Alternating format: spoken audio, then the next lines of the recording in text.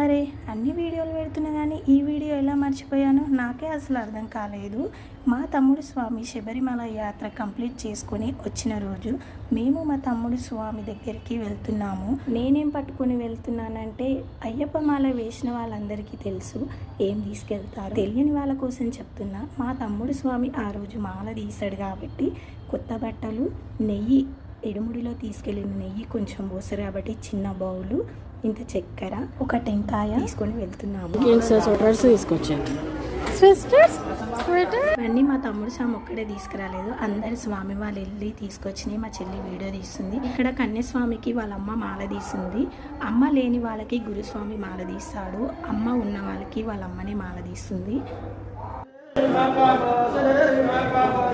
అన్ని స్వామికి మాల తీసిన తర్వాత ఇక్కడ మా తమ్ముడి స్వామి కూడా మా అమ్మ మాల తీసింది. మేమింటి నుంచి తీసుకెళ్లిన కొత్త బట్టలు స్వామికి పెట్టింది.